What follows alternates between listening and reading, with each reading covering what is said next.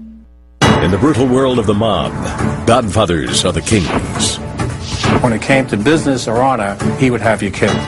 Some operate behind the scenes, and some in the spotlight of American justice. He created an image. People said it was like Al Capone again. It was a new figure. It was John Gotti onto the scene. But the most visible bosses are also the easiest targets of the law. Gotti approached this as, I'm the boss. You can't convict me.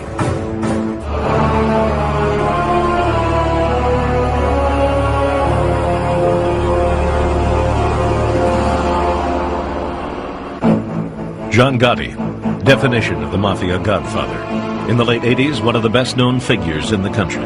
He thrived on the attention and on his image of beating the law. Gotti was boss of New York's Gambino crime family, the most powerful mob clan in the country. But the roots of the Gambino family come from a far less conspicuous man.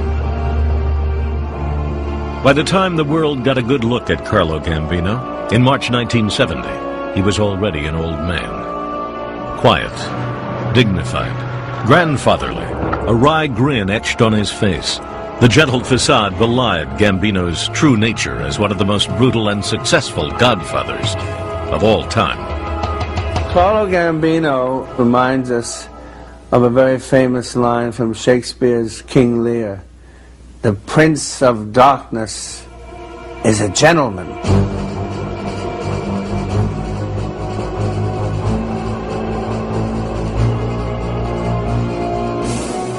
Carlo Gambino came to America during the immigration wave of the 1920s. He was met at the docks by cousins who were already members of New York's bustling underworld.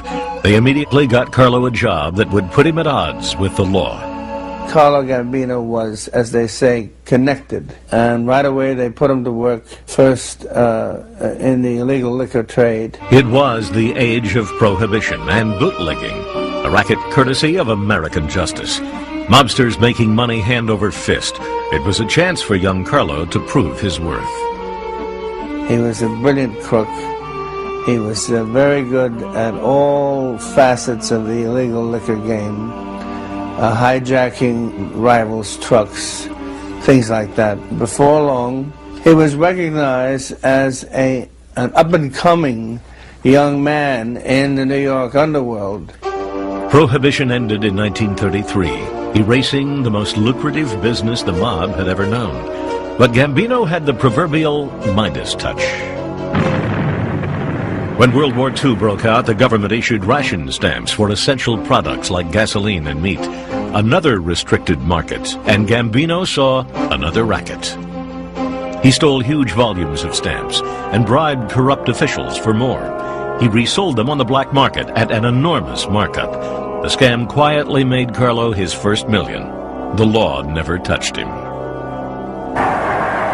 After the war, Gambino became second in command to Albert Anastasia, boss of one of the 5 crime families of New York. Anastasia was brutality personified, the most feared mobster of his day. He ran what the press dubbed Murder Incorporated, the mob's own hit squad for hire. He was nicknamed the Mad Hatter and Lord High Executioner. Anastasia's brother, Tough Tony, was head of the Longshoremen's Union. Together they shook down the union and controlled much of the New York waterfront. To get your goods to market without a hitch, you were well advised to give the Anastasia brothers a piece of the action. While Carlo was a loyal underboss, there was no denying his ambition.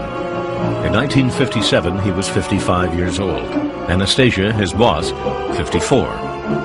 It seemed unlikely Carlo would ever be the top man. So Gambino set up a hit on the Mad Hatter. At 10 a.m. on August 14th, 1957, Anastasia went for his regular shave and trim at the Park Sheraton Hotel. As a warm towel was placed over his face, 3 gunmen burst in and pumped 5 bullets into the boss. Carlo Gambino was now godfather of the crime family that would come to bear his name. He had an extraordinary mind for business and rapidly connived to build an economic dynasty that would far outlive him. While the Gambinos already controlled the docks, the Godfather realized that the future was in the air. In the 1960s, he grabbed control of the unions that handled cargo at JFK International Airport. Now the Gambino family had a stake in everything moving in and out of the nation's busiest port of entry. They could steal at will and smuggle drugs, especially heroin, right under the nose of U.S. Customs. And the Godfather kept a hefty payroll for cops who looked the other way. Since the 1950s, the Mafia had controlled New York's garment industry. Gambino made it his own, securing an iron grip on the unions that supplied labor and transportation for garments. At the time, 70% of all clothes made in America came out of Manhattan. The price of each item included a hidden tax to Carlo Gambino. The family gained interests in the construction industry. They ran securities frauds on Wall Street. Not to mention gambling and old-fashioned loan sharking, Carlo Gambino became the CEO of organized crime. Crime really paid off for him, and it was all accomplished by an illiterate, uneducated Sicilian who never became an American citizen. In 1966, the Justice Department issued a deportation order against Gambino, but through a series of appeals, it was never implemented. In New York and elsewhere, American justice was woefully behind the mob. In fact, the feds were still trying to figure out who made up the highly secretive Mafia. So we were at the disadvantage, actually, in going after the high echelon organized crime figures like Carlo Gambino. They were very, very well insulated. Without much pressure from the law, Gambino ran his family like an emperor who tolerated no dissidents. He was utterly ruthless. Carlo Gambino, to rise to the head of that family, had an ability actually to organize and rule a bunch of tough men. And also, when it came to business or honor, he would have you killed. He was a brutal man. They said at the meetings where it would be discussed whether a certain individual should be bumped off, a nickname for the individual would be mentioned at the table. And Carlo Gambino's response was a very slow nodding of the head. That's all. He wouldn't even say anything. And the guy would be gone the next day. Mr. Gambino, do you have any statement to make to the press? Gambino coveted anonymity. Strictly adhering to Mafia traditions of a secret society, he shunned the press. Few news photos of Gambino were ever taken. I don't believe that the average New Yorker really knew who Carlo Gambino was. Carlo Gambino, on the surface, was a legitimate businessman. Indeed, Gambino confounded American justice by running many legitimate businesses, including trucking companies and hundreds of pizza parlors. In a Mafia world designed with the specific intent of making money, Gambino really was the boss of bosses, arguably the most powerful man in all of New York. He could do things that the mayor couldn't do. He could close down the whole port of New York if he wanted to.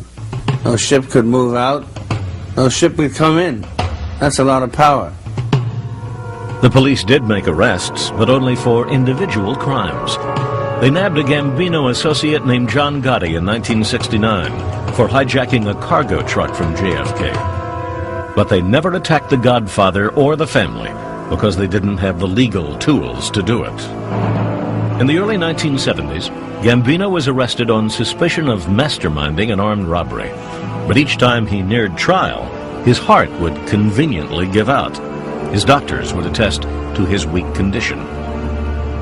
Gambino finally did die of a heart attack on October 15th, 1976, at home in his own bed, a rarity for a Mafia boss.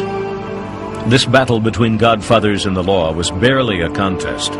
Gambino won, hands down. We never made a successful prosecution against Gambino. Never made one. That's an indication of his importance. That's an indication of that he was successfully resisted law enforcement, continued to make money, continued to run the unions he had access to, and basically died out of jail. That's a success.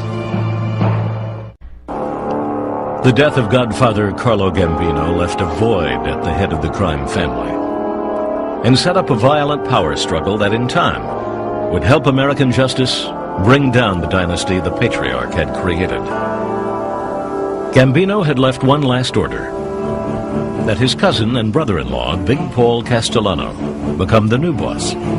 Castellano was not Carlo's #2 man or underboss. That title belonged to Aniello Neil Della Croce.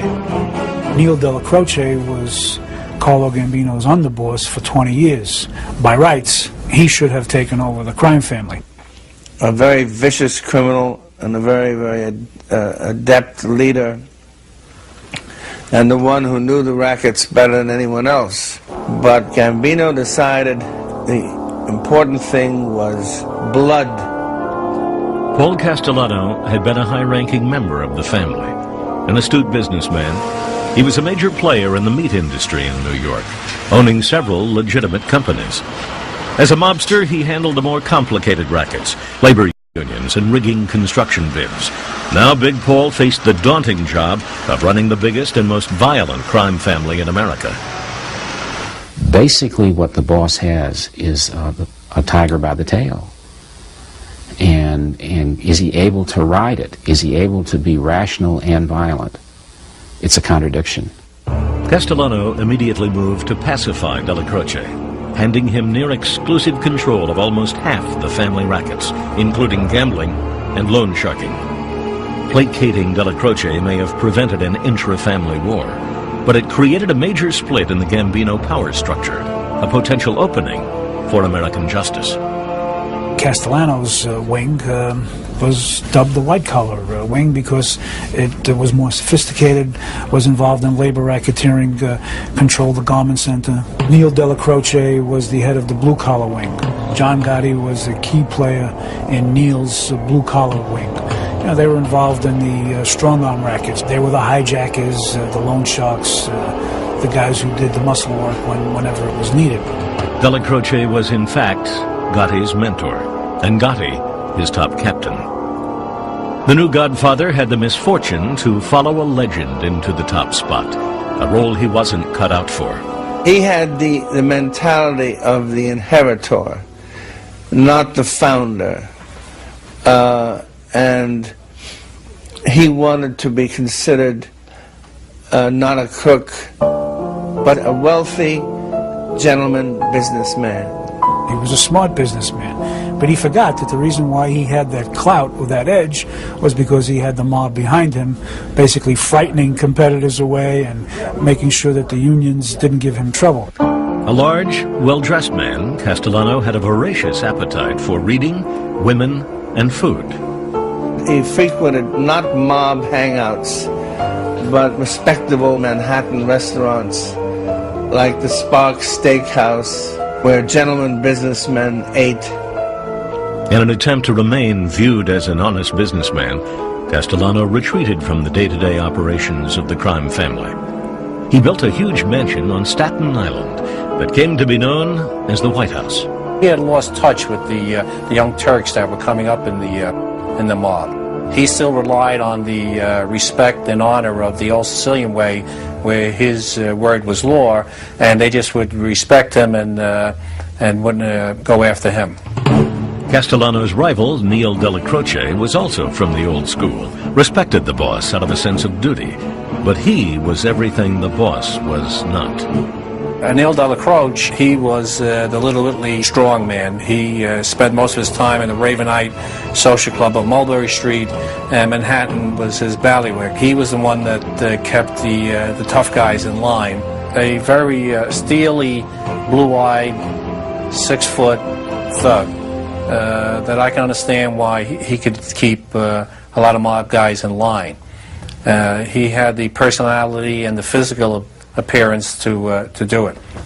While Castellano and Della Croce were splitting up turf, American justice was undergoing a transformation of its own. Law enforcement evolved for the positive in from the 70s up to the 90s. We started to get some teeth into our bite. In 1979, FBI agent Jim Kostler created separate task forces for each of the 5 New York crime families, including the Gambinos. At the time, American justice was learning to make use of new laws that let them wiretap the mob and attack it as an organization. the hierarchy is going to introduce you or lead you to all the other members. And if you could take out the hierarchy or prosecute the hierarchy and put them in jail, the entire family would be in disarray. But the Gambinos were creating plenty of disarray on their own, this time over drug trafficking. There was one strict rule laid down by Paul Castellano and most other New York godfathers: no drug dealing, under penalty of death. An edict dating back to the 50s. Drug trafficking meant heat from the law. Only now there was so much money in drugs that most mobsters bent the rule with a nudge and a wink. The rule really, according to most people, is not don't get involved in drugs. It's just don't get caught dealing drugs. Even though mob figures know that their soldiers are involved in narcotic dealing, they will never mention it. And if their soldiers mention it in front of them, they would get a slap right across the face. You never put a boss in a position where he can be implicated in a conspiracy, and especially when it got to do with narcotics. It was exactly that double standard and the stepped-up efforts of American justice that would cause the supreme upheaval in the Gambino family. In 1983, using information obtained from a bug, police arrested 8 Gambino soldiers for heroin smuggling, including Angelo Ruggiero and Gene Gotti. Both worked for Gene's brother, John. Castellano was furious. He demanded copies of the FBI tapes from Ruggiero. At Neil Delacroce's headquarters in Queens, another bug picked up this conversation, where Ruggiero explained to John Gotti and Delacroce that he would not give the tapes to the Godfather. I'm going to tell you something.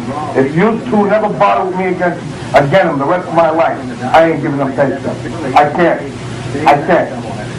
There's good friends of mine on them tapes. Well, he's the boss. You have to do what he tells you. That's why I said to you before, you don't understand what an usher means that the boss is your boss. Understand? But Ruggiero would not give up the tapes. Now, what do you want me to tell her? The guy says, F*** you, we don't want to give you the fuck. No, I don't want that. I told you, stay out of it. I told Johnny, please.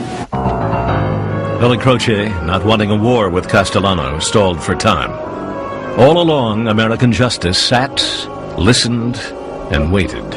Castellano was in a tough spot. He was now being closely watched to see how he disciplined his own family.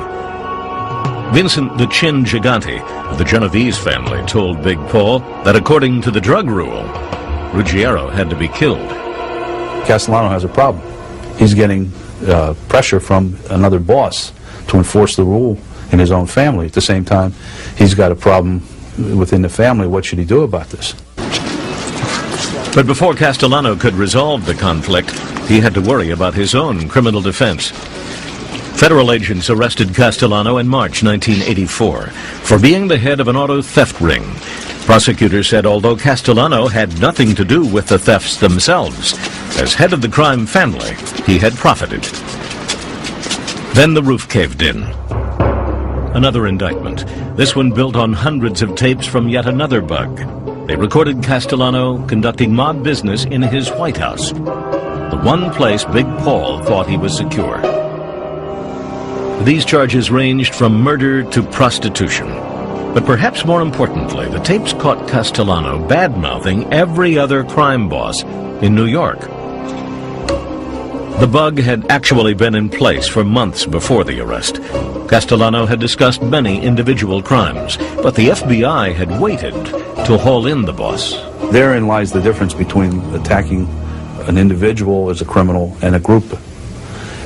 When you set out to attack the group, you're looking for the crimes of the group, not just that individual person. Castellano was charged as head of the crime family. The Godfather was in serious trouble. Not only had he bad-mouthed bosses, but there was talk among mobsters that Big Paul might rat to save his own skin. And he had yet to deal with his own family in the Ruggiero drug case. John Gotti wanted Castellano hit, but Delacroce would not allow it. On December 2nd, 1985, Neil Delacroce died of brain cancer at the age of 71. Gotti was now the top man in the blue-collar faction of the family. Within a week, two critical events. Castellano missed Della Croce's funeral, a sign of Mafia disrespect that deeply angered Gotti. And then, the Godfather announced to the family that he was breaking up Gotti's drug-running crew and reassigning them. He called Gotti to dinner at Sparks Steakhouse to discuss his future. Gotti felt that this was basically a front, and that he himself was going to be marked for death by Paul Castellano. In part because of the tapes, but in part because he was afraid also that John Gotti was a power and might want to move to the top himself. With Gotti feeling he must kill or be killed, Castellano arrived at the steakhouse for their summit at about 5 p.m.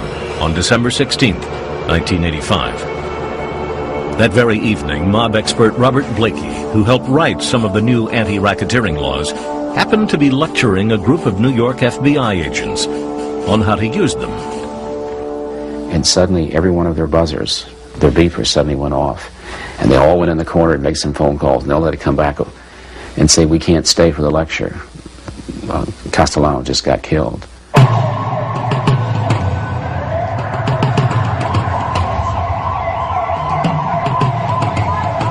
I think we're witnessing at least part of the changing of the guard. I think we're witnessing a convolution within La Cosa Nostra that hasn't been seen since its beginnings.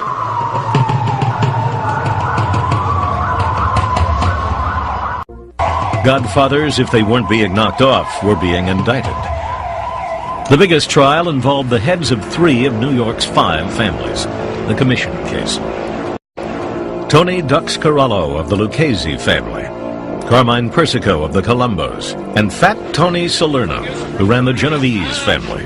Paul Castellano had been indicted as well before he was hit, all charged in February 1985 with being members of the Mafia Commission. The Commission was the Supreme Court of the New York mob. Crime bosses met to settle disputes and divide up territory. To indict the Commission as a criminal organization was unprecedented for American justice. The Commission case, I think, was the major case in the history of organized crime investigation and prosecution in the United States. It established the existence of the mob, the existence of the Commission, the existence of families, and the identity of those who controlled Cosa Nostra, at least in the New York metropolitan area. The indictment charged the Commission with construction bid rigging, assuring that the crime families controlled which contractors got lucrative building jobs. Mob bosses would then skim huge profits off the top. A unique case in that it involved very few witnesses. The primary evidence was from tapes made from bugs in Corallo's Jaguar, in Salerno's social club, and in Castellano's mansion. When you played the tapes, the 5 families were exposed, the Commission was exposed. You didn't need a witness. It was a very, very difficult case for the defendants. In fact, unwinnable. In January 1986, the heads of the 3 families were each sentenced to 100 years in prison. A defining moment in the war between godfathers and the law. And within the mob itself. With Castellano dead and the others behind bars, there was a changing of the guard. New leaders with a new set of values. Their predecessors understood that the important thing was the strength and the success of the organization. The new generation sees this as something different. They are the me generation, the yuppie generation. They're the ones that are interested in themselves above the organization. A trend that made the yuppie mobsters especially vulnerable to American justice. For the Gambinos, it was the beginning of the age of Gotti.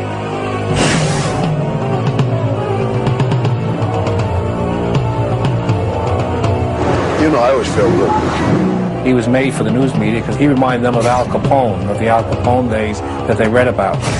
They talked about him being like other people, but the truth of the matter is he was his own person, really. He was a new figure, and it was John Gotti onto the scene. Hey, tell me about it. In some psychology courses, they talk about the dominant male. I think he was it in capital letters, and underscored. John Gotti grew up in Queens and early on became a Gambino soldier.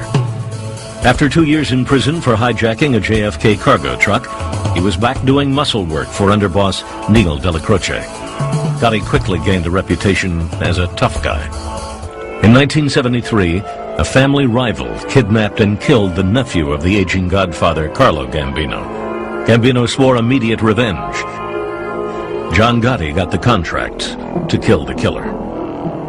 Gotti made the hit, but it was sloppy. There were witnesses. He was arrested. The family hired renowned defense attorney Roy Cohn to defend their man. Cohn bargained the murder rap down to 2 years. By 1979, American justice had its eye on Gotti.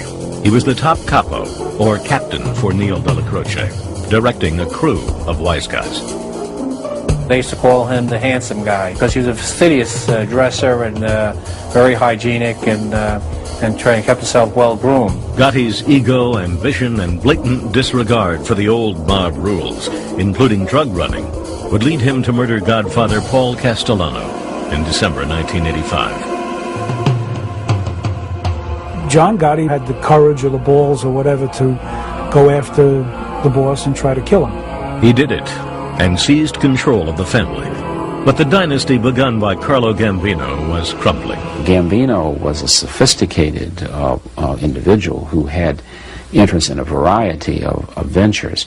He's succeeded by Castellano, and Castellano has a basic problem. He has a divided family. When Gotti steps up and kills Castellano, that's an indication that the white-collar crime, union corruption faction, which is the future, loses out to the past and Gotti. The law wasted no time in challenging John Gotti. In March 1986, just 3 months after Castellano was gunned down, Gotti was hauled in on charges he had punched and robbed this man, Romuald Peissig, in a traffic dispute a year and a half earlier. But when news reports kept showing Gotti's picture as the likely successor to Castellano, Peissig developed a sudden case of amnesia on the stand. Couldn't remember who punched him. Case dismissed. A minor distraction for Gotti, but an opportunity for the press to become smitten with the new godfather. His $1,000 suits and coiffed hair. They dubbed him the Dapper Don. The new godfather was back in court 1 month later for racketeering. But the prosecution had a big problem. Their best witnesses against Gotti were convicted killers and drug dealers who were getting shorter sentences in exchange for their testimony. Gotti's attorney, Bruce Cutler, dissected them as liars. Gotti himself appeared supremely confident of his acquittal, which, after a 6-month trial, he got. My God, to see him in a courtroom as a defendant was a sight to behold, especially the earlier trials. He looked like he owned the courtroom. In fact, he did, at least one critical part. $60,000 was paid to one of the jurors to throw the case and to convince the other jurors to vote not guilty. In fact, that juror is now in jail, having been convicted of taking a bribe. So the first 2 acquittals were not exactly due to the skill at defending a lawsuit. They were corruption of the process. But to the press, Gotti seemed charmed. The Teflon Don, they now called him, Mr. Untouchable. Meanwhile, the New York mob was still battling to figure out who controlled what after the 1985 commission trial.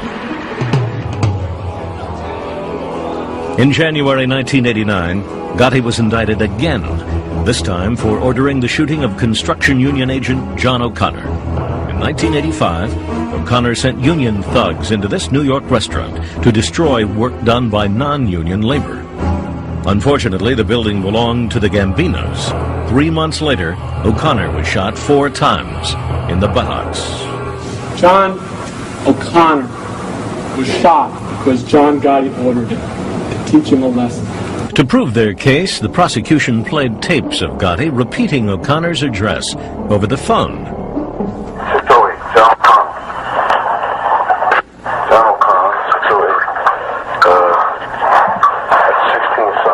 And then a garbled sentence the prosecution said was, "Bust him up." it apparently was not clear to the jury. How say you with respect to defendant John Gotti, guilty or not guilty? We find him not guilty. Legally or otherwise, the Godfather had now beaten the rap 3 times. I think he began to believe his own press clippings and believed he was infallible and untouchable. But the law would keep coming. 3 times American justice had tried to get John Gotti and failed. The Godfather was gaining a nationwide reputation as untouchable, his popularity soaring in the role of the underdog. But in 1991, the U.S. Attorney's Office decided to go after the Don once more on a huge racketeering case, alleging that as the head of the Gambinos, he had overseen 5 murders, including that of Paul Castellano. And we were also able to charge loan sharking businesses, gambling businesses in Queens, in Connecticut, various acts of obstructing justice. We were able to charge them all in one indictment because they were all committed by John Gotti as part of his leadership of the crime family. The Don was cocky. He seemed to view the trial as a game between himself and the law. He basically raised the stakes of the trial because it became very much a, can the government convict John Gotti? But the government sent an early sign that this trial would not be like the rest. It moved to bar Gotti's longtime attorney, Bruce Cutler, alleging that surveillance tapes showed him to be too close to organized crime. On this bug, Gotti is complaining about Cutler's fees.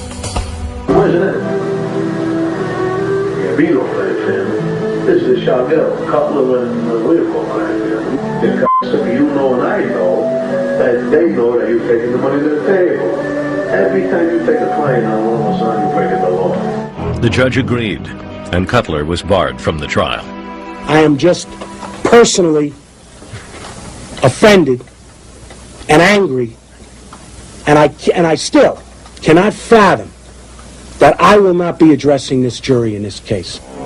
While Cutler was later cleared of any wrongdoing, Gotti was forced to get another lawyer, Albert Krieger. The prosecution then asked for and received a sequestered and anonymous jury. No names would be released, only juror numbers. An unusual request, but one the prosecution argued was necessary, given Gotti's history of intimidating jurors and witnesses. Security around the courthouse was also heavy. All these measures, argued Albert Krieger, sent the jury a message. That is physical evidence without benefit of confrontation. That evidence tells the jury that we, the United States, have more than passing reason to feel that that person being tried is a threat now to you. The heart of the government's case came from a bug in a small apartment over the Ravenite Social Club, Gotti's headquarters. There, Gotti, his underboss, Frankie Locascio, and consigliere Salvatore Sammy the Bull Gravano had met, often for nothing more than socializing. One popular misconception about organized crime, about gangsters, is that their day-to-day conversation is really exciting and interesting. It's not. I mean, they talk about horses and the Yankees and their girlfriends and the pasta. They know enough not to talk about criminal activity in the club itself because they know over the years we bug clubs. To discuss business, Gotti and his partners would go outside and walk around the block where they knew they could not be taped. But 5 times in the winter of 1989, Gotti had slipped and talked about family matters inside. 5 damaging conversations. John Gleason was the lead prosecutor. His strategy? First prove the existence of the crime family and that Gotti ran it. He went right to the tapes. Gotti had spelled it out, even using the Mafia reference to itself. Cosa Nostra, literally, our thing.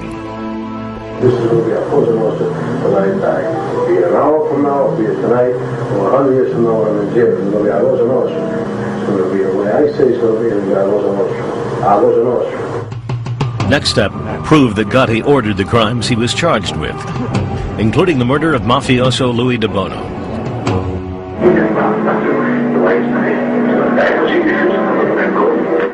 He talked about turf, When someone made the mistake of opening an unauthorized gambling operation, Gotti sent this brutal warning. You tell this punk, I'm me, John Gotti, you'll sever your mother head off, you sucker. Even Gotti's lawyer Krieger calls the tapes a smoking gun. It's like pretending that Mount Everest is not before you when you stand in Nepal. It's there. The bugs also provided an insight into Gotti's management style. On one tape, he makes preparations for his consigliere, Sam Gravano, to become acting boss if he himself were sent to jail. So I'm asking you, how you feel? You want to sing us through the year? Or you want me to make you official underboss, acting boss? How do you feel? What makes you feel better? You hear the real John Gotti on the tapes that we made. He was a brutal, murderous boss, but he was also capable of great charm in dealing with people. He wasn't boss of that family for nothing. He knew how to deal with people and manage people. Gotti had been indicted on the tapes alone, but 10 weeks before trial, the government acquired an equally damaging weapon. Gotti's co-defendant in the indictment, Sam Gravano, wanted to make a deal. Facing life in prison if convicted with Gotti, Sammy the Bull would talk for a reduced sentence and entry into the witness protection program. When Gotti first heard Gravano would turn, he was devastated. That was about 2 o'clock in the morning, and as soon as he could get to a phone, he was calling around. He called his brother Pete in Queens, and he called others to let them know what he had heard and to check it out and make sure it had happened. He knew he was dead meat if it were true. It was. In his 1992 racketeering and murder trial, John Gotti was already reeling from incriminating bugged conversations. But the Godfather took another blow when his right-hand man and confidant, Sammy the Bull Gravano, decided to save himself from life in prison and testify against the boss. Gravano was the biggest mob figure to turn for the government since Joe Valachi first blew the lid off the Mafia's secrecy in 1963. A betrayal punishable by death. What I'm telling you, what I'm exposing to you and the press and everybody, this is my doom. It was not Valachi's doom. He died of natural causes in prison. But Gravano had the safety hatch of the government's witness protection program, guaranteeing him a new identity, perhaps even plastic surgery, when he was released from prison. It is one of the most vital tools in fighting the mob. Forget Sammy Gravano. Nobody anywhere near organized crime is going to walk in and, as a matter of civic duty, volunteer to testify against John Gotti. It's very important to be able to assure somebody that if they make that decision, if they choose to cooperate, we will protect them and their families. But as Gravano arrived to testify, many were questioning the wisdom of the prosecution in making a so-called deal with the devil. Gravano had confessed to planning or executing 19 murders. The jury might find him unsympathetic and unbelievable. But Gravano had corroboration. He had the taped conversations of Gotti. Defense attorney Albert Krieger prodded the government star witness to admit he had molded his testimony to fit what was on the tapes. Gravano held firm that he had no reason to lie, but the idea was planted in the jury's mind. In fact, Gravano's most damaging testimony was about something Gotti denied on the tapes: responsibility for the 1985 murder of Godfather Big Paul Castellano. Gravano testified that not only had Gotti ordered the hit, but that he and Gotti had been in a car just down the street when the murder took place. Gravano said it was a rule to deny involvement in any conversation about the boss's murder. But they did kill Paul. They were there.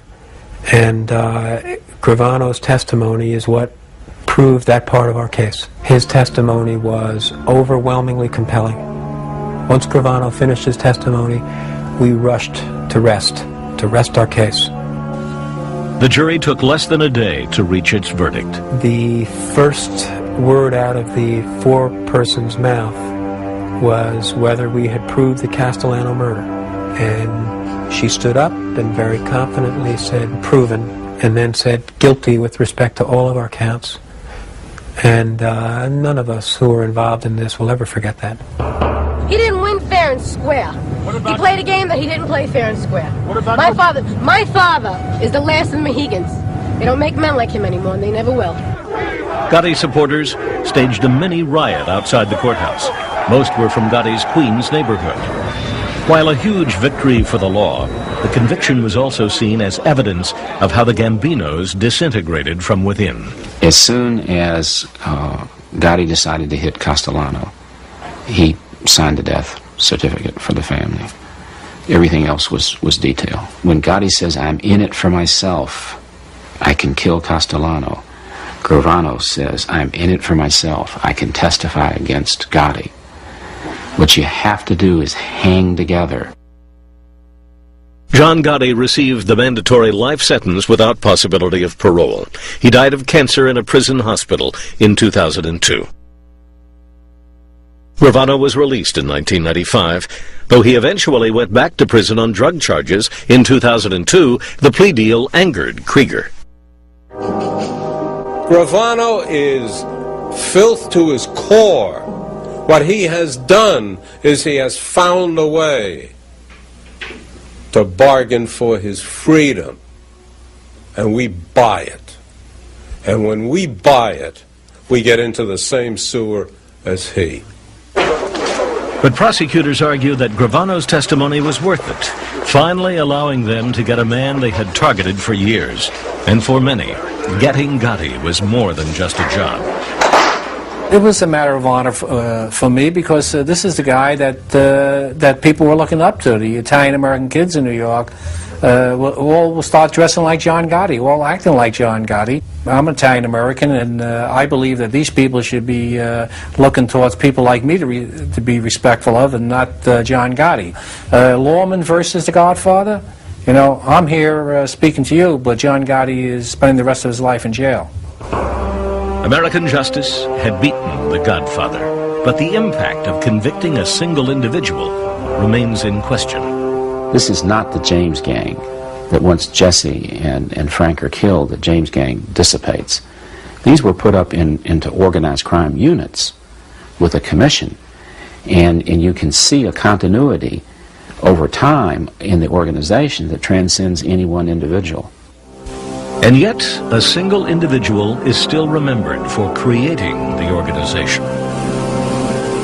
Or quits. 1930, New York City, gripped in its bloodiest gangland war ever. The casualties littered the streets of Manhattan and Brooklyn. Eventually, one man would emerge from this chaos and bloodshed: Charles "Lucky" Luciano. His rise to power was a model for all the Godfathers who came after him. It was also a model for American justice in its war with the Godfathers. Born Salvatore Lucchini in 1897 in Sicily, he and his parents immigrated to New York in 1907. Within months, young Charlie was on the streets, stealing from stores and pushcarts. By age 14, he left home, quit school, and started running with the infamous 5 Points Gang, the kind of finishing school for future mobsters, including Al Capone. Early on, Luciano passed his first test of gang loyalty. Busted on a drug charge, he refused to rat on his partners in crime. He had kept the gang's code of silence. As his rap sheet got longer, he held to that code, keeping the law at bay and fellow mobsters safe. Upon Lucky's release, the 5 Points Gang made him a full member. He earned the nickname Lucky through his uncanny ability to evade arrest and his phenomenal skill, or luck, at gambling. By 1920, Luciano had joined another local gang, headed by the notorious Joe the Boss Masseria. Lucky muscled his way into the prostitution racket. It didn't take long for the madams and pimps of New York to learn that when Lucky's boys came by for their protection money, it was advisable to pay them. Others, not so smart, were intimidated, beaten, or killed. Lucky seemed to be just that. Until one night in October 1929, Luciano was on the docks inspecting a dope shipment when he was jumped by 4 men and thrown into the back of their car. Their leader, Legs Diamond, wanted to get rid of Lucky and take over the brothel business. For the next several hours, as the car cruised the streets of Brooklyn, Luciano was beaten, stabbed, and slashed, and finally dumped on a deserted street and left to die. But somehow, Lucky survived, and quickly exacted his revenge. Over the next year, members of the Legs Diamond gang began to disappear. Finally, on December 18th, 1931, Legs himself was gunned down.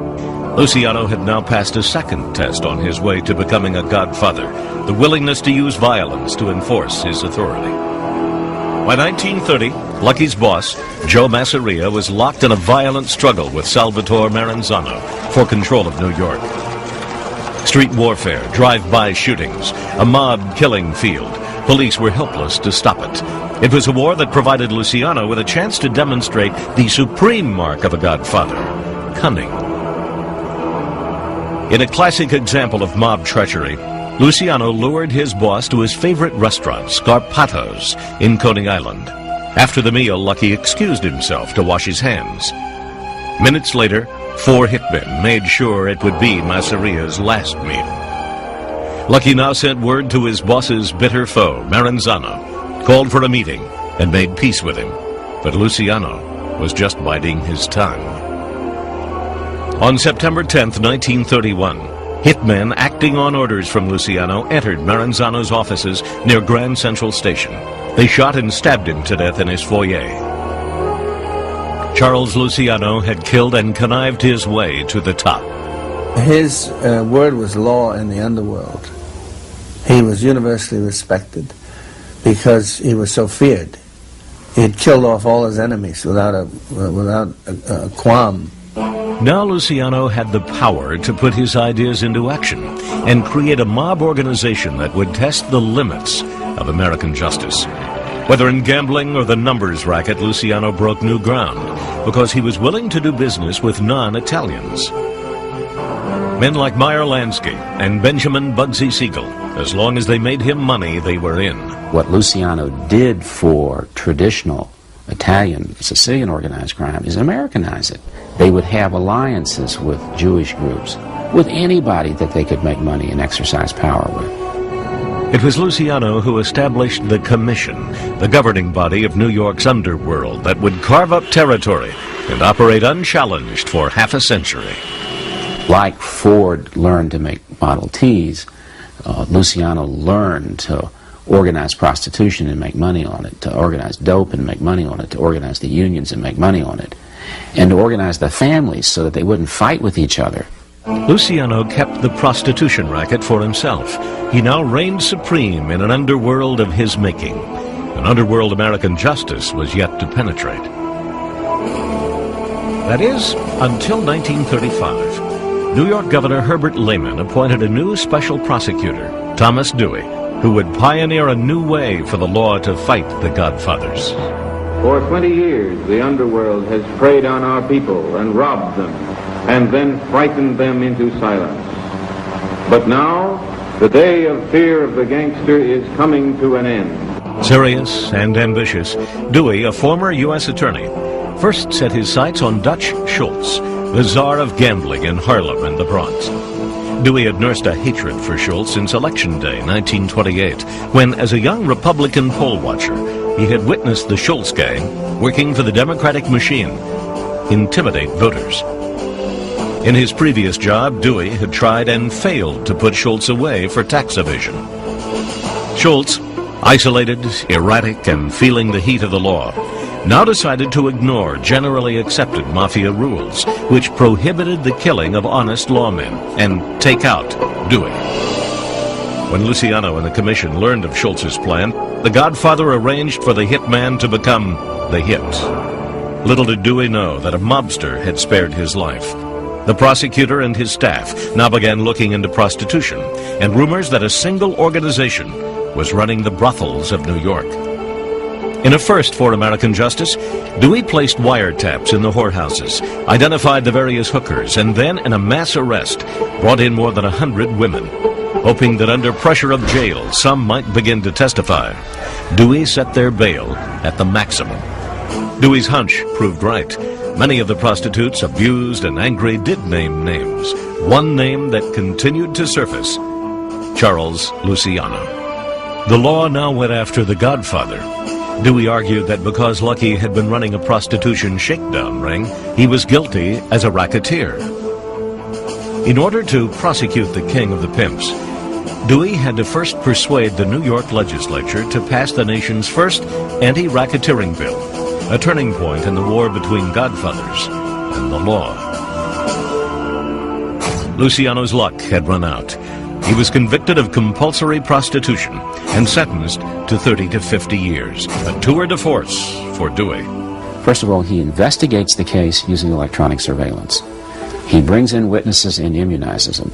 Then he not only proves the individual crimes, he proves the cash flow. And he cross-examines Luciano with his taxes, or the absence of the cash flow. And then he's able to try Luciano not individually for a single offense, but for the group of the offenses, for being a racketeer, exactly what he was. Following Lucky's conviction, Dewey soon retired from the war against the mob. He became governor of New York, then ran twice unsuccessfully for president. In the meantime, Dewey pardoned Luciano in 1945.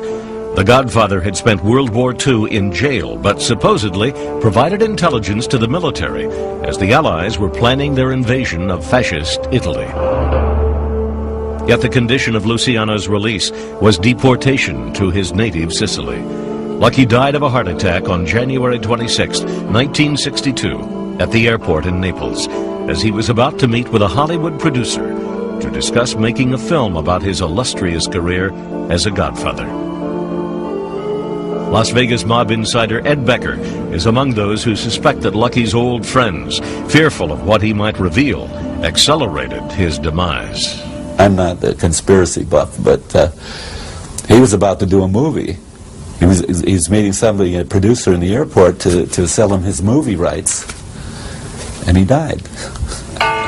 He had one drink and walked across the floor and dropped dead. Well, you know, the Borgia drink, they call it. A little sip of arsenic, a little old lace, and away you go. The most successful godfathers have been the ones who, unlike Charles Luciano, eluded American justice. The mobsters have a clear edge when the law is not crusading against them. That was the case during World War II. With America's focus overseas, the law, including FBI Director J. Edgar Hoover, paid little attention to organized crime. Hoover even denied there was a mafia. That was fine by this man, Anthony Accardo. He was not looking to get his face in the newspaper as he quietly consolidated his power within the Chicago underworld. When Accardo became the boss in 1944, he really walked into a situation where nobody was looking over his shoulder. There was no law enforcement agency that was doing anything really about organized crime. Accardo's rise was similar to that of many godfathers of his generation. Born near the turn of the century, he grew up in the heart of Chicago's Little Italy. By the middle of the Roaring '20s, Accardo had become a chauffeur to the world's most famous mobster, Scarface Al Capone, a critical role, according to Mafia expert Edward Becker. Accardo was a chauffeur. All the big guys started out as chauffeurs to the boss. And that's how they became the boss. They knew all the secrets, they knew all the places, and that was Accardo. One secret which Accardo would take to his grave was the truth about his alleged role as one of the 5 hitmen who, on Valentine's Day, 1929, gunned down members of the rival Bugs Moran gang in a Chicago warehouse. A hit which sealed Capone's grip on the city's crime syndicate, known as the Outfit. Soon, Accardo became one of Capone's enforcers, earning the nickname Joe Batters for his proficiency with a baseball bat. The reason they called him Joe Batters was that he would batter his opponents into submission. He was a feared man, no question about it. As with Luciano, Accardo traded on his reputation for brutality to claw his way to the top.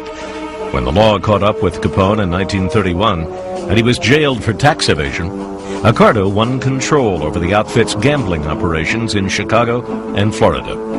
By the end of World War II, Tony Accardo was the undisputed boss. Unlike New York, where the Gambinos and other families competed for control, The Chicago outfit was ruled by one family and one godfather. Accardo's power was grounded in fear. Stories about his brutal nature became legendary, including one about a jewelry heist in 1978. There had been a break-in, a burglary by outfit burglars at a jewelry store on the near north side. The owner of that jewelry store apparently was a friend of Accardo. He complained to Accardo that these guys had come in unauthorized and had stolen this loot, this swag. So the swag was taken to Accardo's home in River Forest and kept there in the basement, to be returned eventually apparently to the jeweler. Then the burglars decided that they had been wronged, and so when Tony Accardo had left for Palm Springs in January, early January, they robbed his house. When Accardo found out about it, one FBI source told me that his informant said the old man, he had never seen the old man so angry. Their throats were slashed, their faces were burned off with acetylene tortures, they were castrated, tortured in other words, before they were killed, and then all placed in trunks of their cars and found throughout the Chicago area. Nobody fooled around with Tony Accardo. Now, that's incredible power. There's nobody in the city of Chicago today can say my house shall not be burglarized, and if burglarized by accident, the property shall be returned, and that there'll be a death penalty imposed for burglary. That's power. Accardo, like Carlo Gambino, kept a low profile. But in the 1950s, Senate hearings woke the country to the existence of organized crime and its infiltration of American life. The first hearings, led by Tennessee Senator Estes Kefauver, were also the nation's first live TV event. The public watched in awe as gangsters like Frank Costello of New York testified. You must have in your mind some things you've done that you can speak of to your credit as American citizens. If so, what are they? Paid by tax. Tony Accardo's appearance was marked notably by what he didn't say. He took the fifth 144 times. In 1956, Senator John McClellan of Arkansas called Accardo before his committee. The Godfather pulled the same trick. I decline to answer. I decline to answer. I decline to answer. They brought Tony Accardo before it because he was the man, and again, they didn't lay a glove on him. Or more to the point, couldn't lay a glove on him. No one would rat. Obviously, it was very difficult particularly in Accardo's heyday, to get anybody to testify against him. It was a one-way ticket to cement shoes, probably, if you did that. As the #1 target. Federal efforts were also lagging behind because FBI Director Hoover still stubbornly refused to acknowledge the mob's existence. But he would soon be forced to change his mind. November 14th, 1957, in the upstate New York town of Appalachian, police broke up a secret meeting in this house of over 100 mob leaders from across the country. The first hard proof of a national organization of crime. Tony Accardo was not at the Appalachian Summit. Months earlier, wanting to get out of the public spotlight, Accardo simply resigned. Leadership was quietly turned over to his hand-picked successor, Sam Giancana. Yet it was clear that the Big Tuna, as Accardo was known, was still calling the shots. A clever move. Mob busting was fast becoming a national priority. FBI Director Hoover was now compelled to launch his Top Hoodlum program, THP. Bill Romer was a charter member of the Chicago THP team. We were novices. We knew nothing at all. It was like a primer. We were in the first grade, and we knew nothing at all about who these guys were. In the 1950s, federal laws allowing bugs and phone taps were not yet on the books. So American justice suffered from an appalling lack of legal weapons for a war against the Godfathers. But Hoover cited national security as a pretext to eavesdrop on the mobsters anyway. The FBI boss gave Romer and his team their marching orders. Bug Accardo's downtown headquarters. But he told us that if we got caught, we would be considered rogue agents and that we would be disowned and thrown to the wolves. And so most of the agents, to be very frank, most of the agents really didn't feel they wanted to go ahead under those circumstances. On the second floor of this building, the agents cautiously planted their bug. They called it Little Al, after Al Capone. I was the first guy in, and boy, I can tell you, we were very, very happy when we found that we could do this without getting shot, because they had every right to shoot us. Little Al proved a gem. They were talking about who they were going to kill, what police captains and politicians they had corrupted, what they were doing in Las Vegas, what the sources of their income was.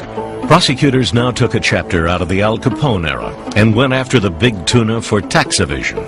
Despite his luxurious home, equipped with an indoor swimming pool, Accardo had for years claimed to be nothing more than a modest beer salesman. In 1960, Accardo was indicted. Again, Little Al would prove its worth in tipping off the agents that the Godfather was planning a standard mob assault on American justice. We heard on Little Al that they were going to fix the jury. So what we did, at the very last minute, we went to Judge Julius Hoffman and we informed him of what was going on as far as these jurors were concerned. And so at the very last minute, just as they were going to trial, he switched the jury panel. The switch paid off. Accardo was convicted. The Godfather appealed. The only problem was then we heard them discussing on Little Al that they were going to approach a couple of members of the Seventh Circuit of the Court of Appeals. And by gosh, if the Court of Appeals in a 2-to-1 decision didn't overthrow the verdict. Accardo was a free man, but the outfit did not take lightly these intrusions by the law into their secret world. The mob came after me and my family in 1963. They would call my wife. They'd ask her who I was sleeping with that night. And then they would call her and say, Jeannie, we got him tonight, and I hope you kissed him when he left home today really good, because you're never going to see him again. We killed him tonight. Romer decided it was time to establish some rules of his own. He approached Murray the Camel Humphreys, the outfit's elder statesman. I said, we ought to form some kind of an agreement here. You ought to be fair game and we ought to be fair game, but not our kids and not our wives. He took it to the mob and then came back a week later and we sat down again and we called that the family pact. And they honored it. There was honor among those people, especially under Accardo. Such honor enabled the brutal Accardo to earn a measure of respect even from the law. I always had a grudging respect for Tony Accardo, and I was not unusual in that regard. All the people on both sides of the law had a great respect for Tony Accardo. From 1960 to 1982, Accardo remained as the outfit's chairman of the board, consulted on all matters but not running the show directly. Law enforcement left the aging Godfather alone. Then the feds decided to take one more shot at Accardo. He and other mobsters were brought to trial in Miami on racketeering charges. Everyone was convicted, except the big tuna. We caused him a lot of anguish, I think, but I don't think I know that we never got him. We never fulfilled our desire to put Tony Accardo away. By 1984, Accardo was 78 years old. Time was running out for the feds. One last Senate Committee on Organized Crime called him in. And of course, some people said if he talks, then he himself could be hit. But Tony Accardo was no patsy.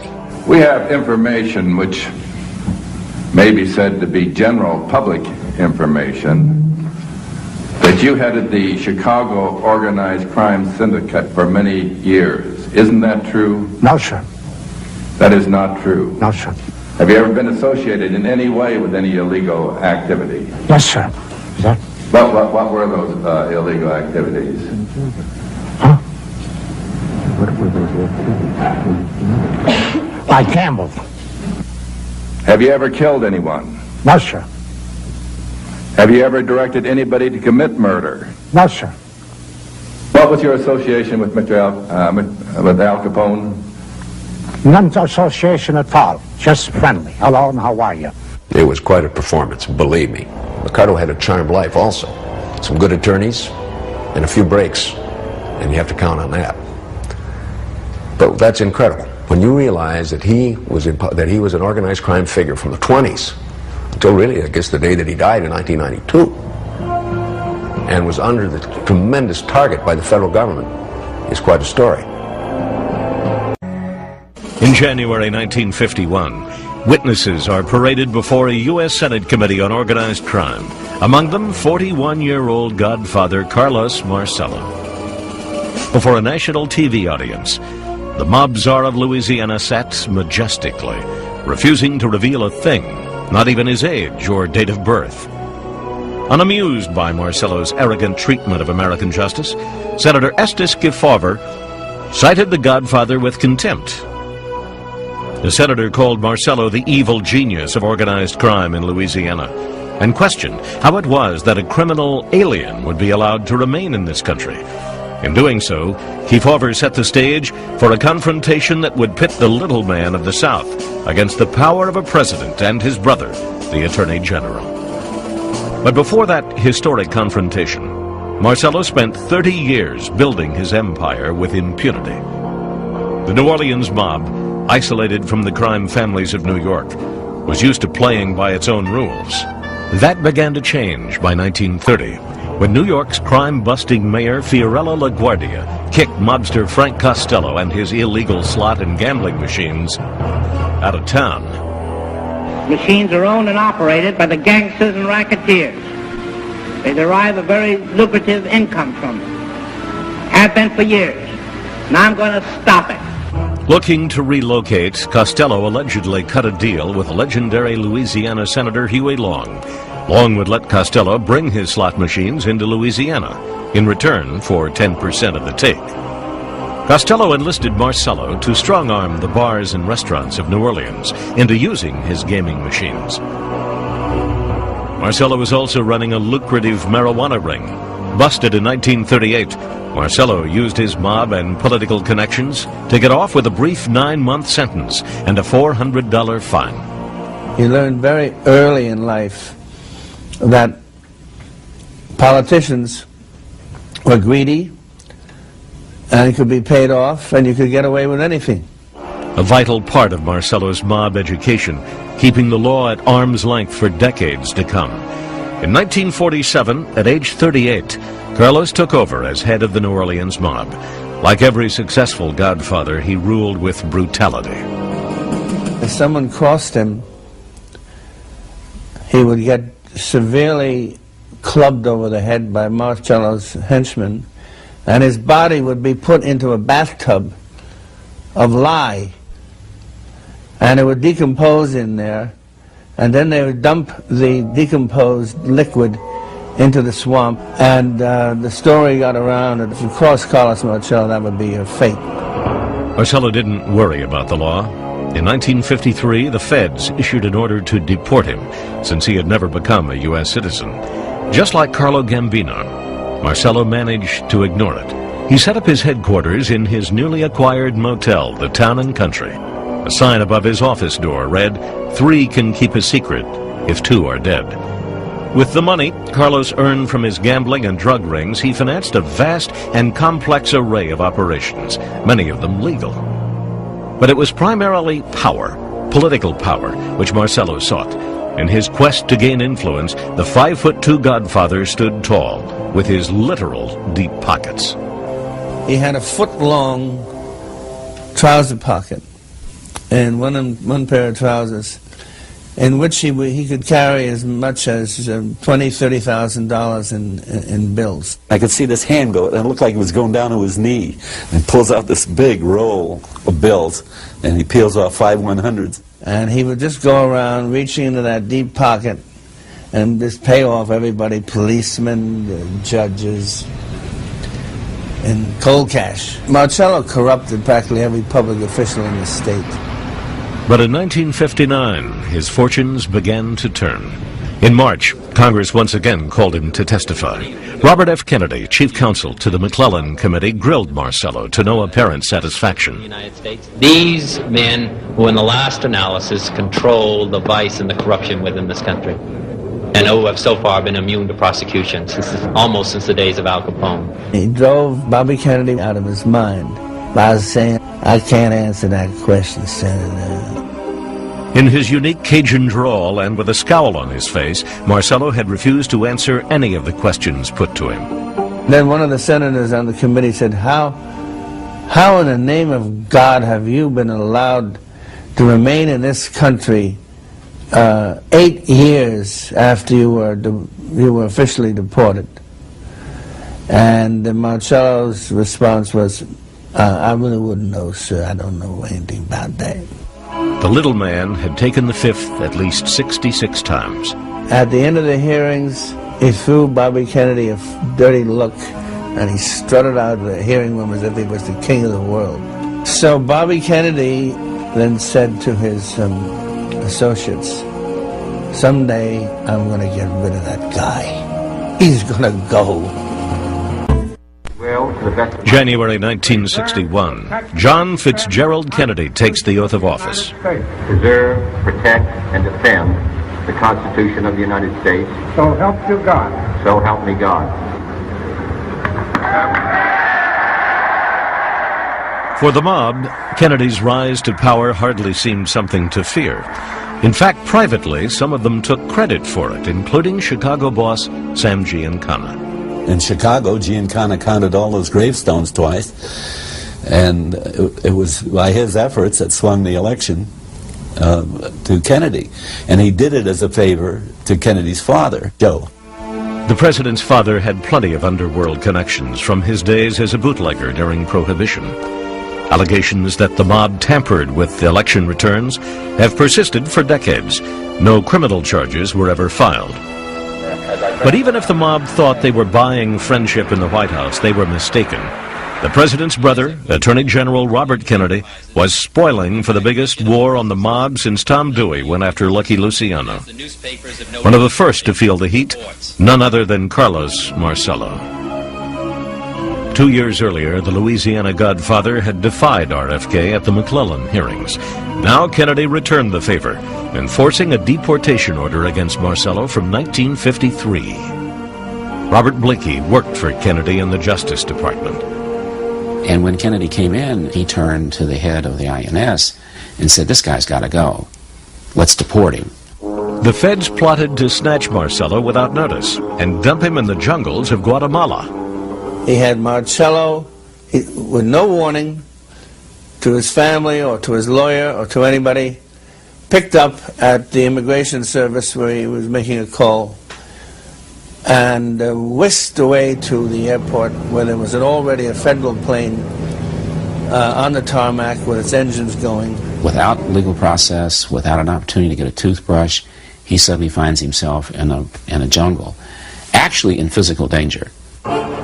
Eventually, Marcello got in touch with his underworld friends. He illegally re-entered the United States and was charged once again. The legal wrangling would last for years, as would the deep wound to Marcello's pride. But Bobby Kennedy had loftier goals than simply humiliating one godfather. He was out to destroy organized crime entirely. We made some recommendations for legislation which we feel would make a major impact on the operations of the big-time gamblers and racketeers throughout the country. As part of his crusade, Kennedy revamped the Justice Department, creating strike forces throughout the country, which focused solely on organized crime. The mob knew they were in Kennedy's crosshairs. They were outraged at early stages that they were being investigated, and they commented that this was not right, this was not fair, this was a change. Marcello's hatred was especially strong. According to Marcello defense attorney Frank Regano, he used a lot of obscenities in describing the Kennedys, in particular Bobby Kennedy, and how Bobby Kennedy had him kidnapped and forcibly flown to Guatemala, and he detested Bobby Kennedy for doing that to him and how he would get even with him someday. And he seemed to mean it, hinting to Las Vegas mob insider Ed Becker during a casual meeting that he himself would take care of the problem. I said, geez, you kill Bobby Kennedy, you'll have the whole United States government on you, you know. Who says they're going to kill him? He says, but what you do, you cut off at the head, the tail dies. The idea was that if he killed Bobby Kennedy, the president would probably call out the National Guard. But Marcello reasoned that if he killed President Kennedy, it would completely neutralize his brother. In 1979, a House committee concluded that there probably was a conspiracy to assassinate President Kennedy. They hinted that the mob was behind it. Robert Blakey was chief counsel. People have posited that the mob killed Kennedy, and apart from whether that's true or not. I can tell you this, they were the chief beneficiaries of the death. Lyndon Johnson gave him the cold shoulder, and Bobby Kennedy was bereft of all power. Once Robert Kennedy left the department, and he left shortly after the president's death, the program fell apart. In other words, Marcello won. Bobby Kennedy was among those who speculated the Godfather was behind his brother's assassination. One evening after John Kennedy was assassinated, that Bobby Kennedy was having a few drinks with one of his closest associates, an aide, and he told this aide that he thought the fellow in New Orleans was behind the assassination of his brother. And he was very emphatic about that. For American justice, the practical impact of JFK's assassination and RFK's departure the following year from the Justice Department was a step backward in the war with the Godfathers. The mob's fears were briefly rekindled when Bobby Kennedy ran for president in 1968. My thanks to all of you, and now it's on to Chicago, and let's win there. Fears that were quickly silenced by another assassin's bullet. But Kennedy's legacy as a crime fighter endured. As Attorney General, he had pushed for new laws to attack the mob as an organization. What had to happen is we had to think about this as patterns of crime. We had to think about this as criminal organizations. Blakey followed Kennedy's lead and found inspiration in an earlier battle between Godfathers and the law. I went back and looked at how the Luciano prosecution was made. The number of ideas that come out of Dewey's early prosecutions are just remarkable. The result, by 1970, American justice had not only passed wiretapping laws, but also the Racketeer-Influenced and Corrupt Organizations Act, better known as RICO, a law allowing prosecutors to attack mobsters for a series of crimes rather than individual ones. RICO would have a devastating impact on organized crime and on Carlos Marcello, but for the time being, he was still king of Louisiana, denying his role as a racketeer. The government councils asked you if you were involved in rackets still. What was your answer to that? Absolutely not. How long ago did you get out of so-called rackets or gambling? Well, in 1951. Since that time, what's been your business? Land investment and motels. What's your opinion of all the talk about still your involvements in the rackets and you're being labeled a mafia boss or the little man of rackets in Louisiana? Just a lot of lies and bad statements from Aaron Cohn, people like that. In 1977, the feds began using their new legal weapons for a final assault on Marcello. Agent Eads Hogue was part of the FBI strike force in New Orleans. I had gotten a good sense of Mr. Marcello and how he played his game. There was this aura of this man as being absolutely invincible. He was an untouchable. Two undercover agents arranged a meeting with Marcello. They posed as insurance salesmen, soliciting the Godfather's help in bribing public officials to win government employee insurance contracts. It was a racket the little man knew well. The room was bugged, and Marcello took the bait. The tapes revealed his absolute desire and interest in assisting these undercover agents in their attempts to get public employee insurance contracts through bribery. Marcello's lawyers say the Godfather didn't see this as bribery. That's where it is with Carlos. I think that he was engaged in unlawful activities, such as bribing public officials and all, but he didn't consider it a crime in his own mind. It just was a way of doing business. He had all the politicians and judges and prosecutors in his hip pocket, so he didn't think he would ever be charged with a criminal offense. But this time, Marcello was wrong. On June 17, 1980, the Godfather was indicted. Defense attorney Buddy Lemon said the feds had unfairly entrapped the Godfather. The come on was not, let's go and rob a bank.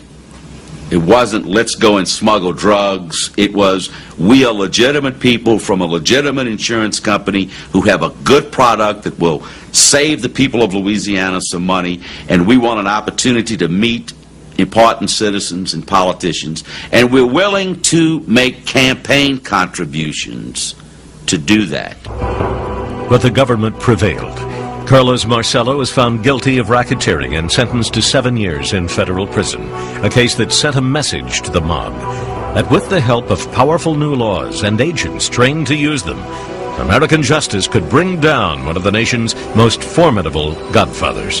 It had to be delivered here in this state because there was a legend widely accepted that one man, Mr. Marcello, was above the law. Putting Marcello away took some of the best evidence the feds ever had against a godfather. Organized crime has always managed to give the law a run for its money, and no place more so than in Las Vegas. In the 1930s, Lucky Luciano organized the New York mob like a Fortune 500 company. Clear objectives: make money, exercise power, minimize bloodshed.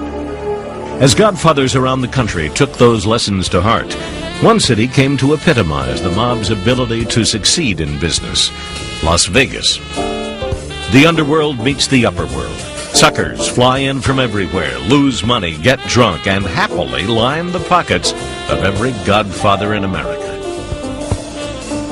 Everyone knew the mob was skimming profits from the casinos, which they controlled but never technically owned. Ed Becker handled public relations for the Riviera when it was under the control of the Chicago outfit. They, skimmed and laundered. They would have their own man in on the count. In those days, they didn't have officials in on the count. Well, the count was always off. Mob figures throughout the United States had points in the skim, and the money was taken by couriers from Las Vegas to the various places in New Jersey and Chicago. The rise of Vegas is the ultimate tale of mob entrepreneurship. In the 1940s, the dashing New York mobster Bugsy Siegel dreamed up the idea of transforming the sleepy desert town into a glittering resort. He borrowed millions in a deal with his old mobster pals back east, Meyer Lansky and Lucky Luciano.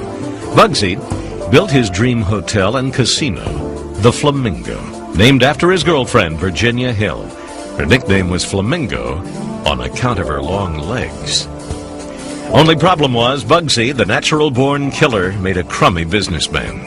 While he was building the Flamingo, they were double billing him, the construction people. He'd pay for 500 palm trees shipped up from California. They'd steal them and then deliver 500 more the next week, and the same palm trees were going back and forth. The casino lost money. Bugsy was also a bit unstable. Because somebody said hello to Virginia Hill, he's going to shoot him. Well, Lansky is too bright for that, and the mob was too bright to have a loose cannon on the strip in Las Vegas. And he wasn't going to make them any money. They could see that. So on the night of June 20th, 1947, Bugsy was sitting in the living room of his girlfriend's palatial home in Beverly Hills when hitmen, presumably sent by Lansky and Luciano, shot and killed him. One of his eyes blown clear out of his head and across the room. Business as usual for the mob, and a turning point for Vegas. That very night, a gambling boss named Gus Greenbaum, also acting on mob orders, walked right into the Flamingo and simply took over. The mob was determined to make good on its investment, and they did. In 1958, the mob suggested that Greenbaum retire. He refused. A bad move. They took my boss and cut his throat and cut his wife's throat down in Phoenix because he wouldn't retire. And I realized this isn't a game. These people are very serious. And I didn't want to be in that game. In the 1960s and 70s, tighter gaming regulations and a crackdown by the IRS made it more difficult for the mob to take its regular skim from the casinos. So the mob did what all good businessmen do in such circumstances. They sold out. One of those who bought in was billionaire Howard Hughes. We became corporate after Howard Hughes took over. If he did anything, he changed it into a corporate town, and that's how it is today. Large corporations have bought these casinos, and they have bureaucratized them. When the market demands family entertainment run by large corporations, there's no place for the mob in the same way. Las Vegas is not the only place where the old Mafia has lost control. Because over the decades since Lucky Luciano organized the mob, the law has proven itself a worthy adversary. From Thomas Dewey putting Luciano away for running a prostitution racket, to Bobby Kennedy declaring war against Carlos Marcello, American justice has learned to wage war on the Godfathers. We now have the tools. We now know how to do it. I think it's fair to say that